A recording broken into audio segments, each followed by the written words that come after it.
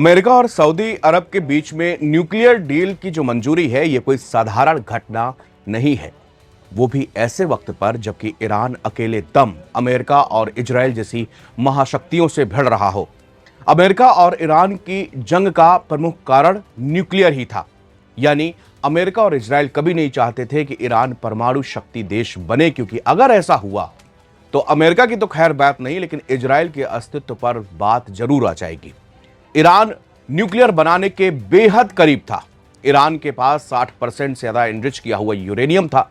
अगर यह प्रतिशत 85 से 90 तक भी पहुंचता है तो आसानी से न्यूक्लियर पावर बन सकती है। ऐसी स्थिति में सऊदी अरब और अमेरिका के बीच डील होना, यह ट्रंप का पावर शिफ्टिंग गेम आसानी से समझ आ रहा है। हालांकि इस बात से ना तो तुर्की और ना ही पाकिस्तान, दोनों देश खुश नहीं हैं। अंदर ही अंदर दोनों देश खुद को ठगा महसूस कर रहे हैं।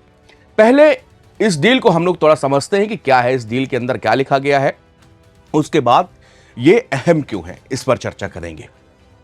द वॉल स्ट्रीट जर्नल के अधिकारियों के हवाले से बताया गया कि अमेरिकी राष्ट्रपति डोनाल्ड ट्रंप ने सऊदी अरब के साथ में एक अहम सिविल न्यूक्लियर समझौते को मंजूरी दी। एक बार फिर से बता रहे हैं इस बात को, सिविल न्यूक्लियर डील, इसको मंजूरी दे दी गई है।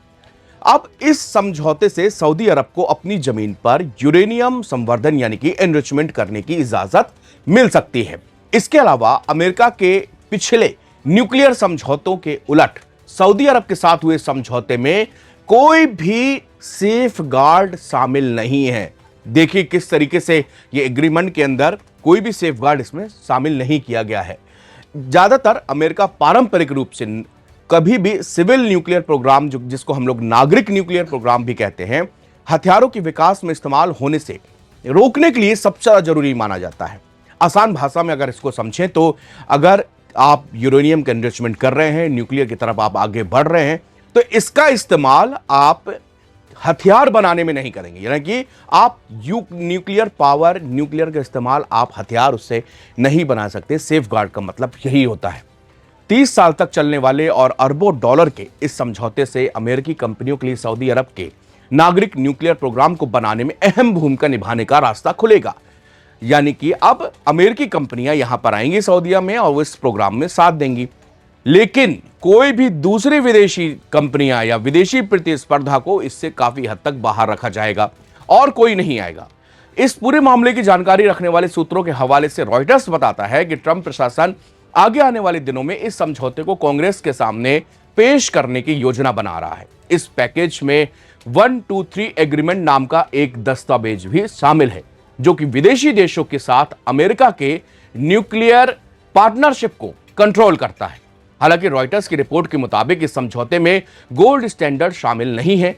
अगर यह शामिल होता, अभी शामिल नहीं है, अगर यह शामिल होता तो सऊदी अरब को यूरेनियम संवर्धन या इस्तेमाल हो चुके न्यूक्लियर ईंधन की रीप्रोसेसिंग करने से रोका जा सकता था। यह दोनों ही न्यूक्लियर हथियारों के लिए एक मटेरियल बनाने जैसा होता है और इसके ये मुख्य तरीके हैं कि आप इससे वीपन बनाते हो, न्यूक्लियर वीपन। रिपोर्ट के मुताबिक इसमें एडिशनल प्रोटोकॉल को भी शामिल नहीं किया गया। यह सुरक्षा उपायों का एक बेहतर सिस्टम है जो कि यूएन की न्यूक्लियर निगरानी संस्था यानी कि IAEA को ज्यादातर अधिकार देता है। इसमें बिना घोषित न्यूक्लियर साइटों पर अचानक निरीक्षण करने की भी क्षमता शामिल है। चूंकि इस समझौते में सऊदी अरब को घरेलू स्तर पर यूरेनियम संवर्धन की इजाजत मिल सकती है, इसलिए एक्सपर्ट्स ने चेतावनी दी कि अगर कड़े सुरक्षा उपाय लागू नहीं किए गए तो यह समझौता न्यूक्लियर हथियार विकसित करने का रास्ता खोल देगा, यानी कि सऊदी अरब न्यूक्लियर पावर कंट्री बन सकता है। सऊदी क्राउन प्रिंस मोहम्मद बिन सलमान पहले ही कह चुके हैं कि अगर क्षेत्रीय प्रतिद्वंदी ईरान न्यूक्लियर हथियार हासिल करता है तो सऊदी अरब भी अपने लिए न्यूक्लियर हथियार हासिल करने की कोशिश करेगा।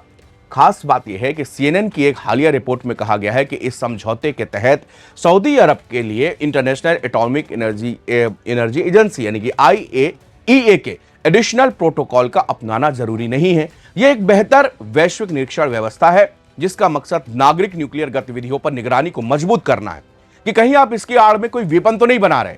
एक सिंपल सा इसका एक लॉजिक है। इसके बजाय सुरक्षा उपायों का फैसला अमेरिका और सऊदी अरब आपसी बातचीत से करेंगे। यूरेनियम इनरिचमेंट और प्लूटोनियम रीप्रोसेसिंग न्यूक्लियर हथियारों के लिए दूसरे फिसल मटेरियल, जिसको हम लोग विखंडनी सामग्री बनाने के दो मुख्य तरीके हैं। नागरिक न्यूक्लियर रिएक्टर चलाने वाले ज्यादातर देश संवर्धित यूरेनियम का घरेलू स्तर पर उत्पादन करने के बजाय कड़े अंतर्राष्ट्रीय निरीक्षण के तहत आयात करते हैं। अंतर्राष्ट्रीय स्तर पर मान्यता प्राप्त सुरक्षा नियमों के बिना घरेलू संवर्धन की इजाजत देने से प्रसार यानी कि और भी ज्यादा इसके न्यूक्लियर वेपन का जोखिम बढ़ जाता है। अब इसको आप तफसील से समझिए पूरा गेम। उदाहरण के लिए अगर आपको समझाएं तो अमेरिका ने यह इजाजत दे दी है कि आप सऊदी अरब अपने देश में यूरेनियम एनरिचमेंट कर सकता है। इसके अलावा जो सेफ गार्ड है यानी कि IAEA जो एजेंसी है, जो UN की संस्था है जो कि सारे एटॉमिक और न्यूक्लियर उस पर नजर रखती है, उसको यह भी अधिकार नहीं होगा कि अगर वो औचक निरीक्षण करना चाहे, वो जाना चाहे सऊदी अरब, देखना चाहे कि क्या आप इस जो यूरेनियम एनरिचमेंट कर रहे हैं इसका इस्तेमाल आप वास्तव में नागरिक मूल्यों के लिए कर रहे हैं या फिर आप इससे वेपन बना रहे हैं, ये आपको सेफ गार्ड उसमें है ही। ट्रंप ने पूरा खुला जो है एक सऊदी अरब को यह कहें कि एक तरह से न्यूक्लियर वेपन दे दिया है। लेकिन अब सवाल ही उठता है कि अमेरिका ने ऐसा किया क्यों, ट्रंप ने ऐसा किया। मिडिल ईस्ट में हालिया में ईरान सबसे ताकतवर मजबूत देश बनकर उभर रहा है। लगातार अमेरिका और इजराइल के पसीने छूटे हुए हैं, ईरान आगे झुकने के लिए तैयार नहीं है। अब 28 फरवरी से जो जंग शुरू हुई थी, आज दिन तक ईरान बराबरी से मुकाबला कर रहा, या यूं कहें कि अमेरिका के हाथ पैर तक फूल गए। अब इसमें इस समय अगर इस्लामिक देशों की बात करें तो पाकिस्तान न्यूक्लियर पावर देश है, इसके अलावा कोई नहीं है। अब समस्या यह बात की आ रही है कि पाकिस्तान चाहता है कि इस्लामिक देशों का जो पूरा ऑर्गेनाइजेशन है या हम इसके सरगना रहें क्योंकि हम न्यूक्लियर पावर देश हैं। टर्की अपनी बादशाहत कायम करता है। इन सब के बीच में ट्रंप ने क्या किया, दोनों को बेवकूफ बनाते हुए और आखिरकार में सऊदी अरब को कहा कि तुम यूरेनियम एनरिचमेंट करो, ड्रिल हो चुकी है, 30 सालों के अंदर हम ये काम करेंगे। अमेरिकी कंपनियां इसमें शामिल होंगी, कोई और कंपनी इसमें शामिल नहीं होगी। यानी कि ये बात दो लोगों के बीच में रहेगी। जो एग्रीमेंट है जो साइन हुआ वो हुआ है कि भाई ये केवल एक सिविल प्रोग्राम है, यानी इसके जो हित है वो केवल वेपन्स में इसका उपयोग नहीं किया जाएगा, बाकी ऊर्जा की जरूरतें हैं, दूसरी जरूरतें हैं, उनको पूरा करने के लिए हम ये काम करेंगे। लेकिन ये तो वही बात हो गई कि जिस तरह से एडवर्टीजमेंट अगर आप टेलीविजन पर देखते हैं तो सोडे के नाम पर ऐसा नाम रखा जाता है कि जो दूसरे मादक पदार्थ है उनकी एडवर्टीजमेंट हो जाए और उसके अंदर रहता वाटर या सोडा है। वही बात सिंपल सी यहां पर है कि डील में तो इधर पे सिविल प्रोग्राम बताया, लेकिन इसमें कोई सेफ गार्ड नहीं है। यानी कल के दिन सऊदी अरब आराम से अपनी न्यूक्लियर पावर अपने देश बना सकता है या वो खरीद भी सकता है। इसके आड़ में तमाम एक्सपर्ट्स ये भी कह रहे हैं कि हो सकता है कि भविष्य में आने वाले में आप देखेंगे कि पाकिस्तान एक बड़ी संख्या में अपने न्यूक्लियर वेपन सऊदी अरब को बेच भी सकता है। ये भी पॉसिबिलिटीज यहां पर होती हैं।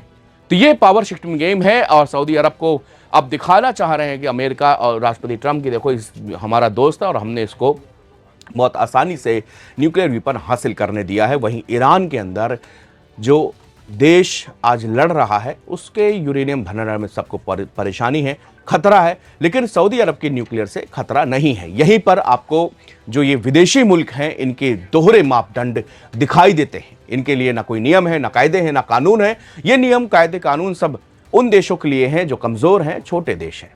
तो आज सऊदी अरब के साथ में जो डील ये इस वक्त पर काफी अहम है। शुक्रिया।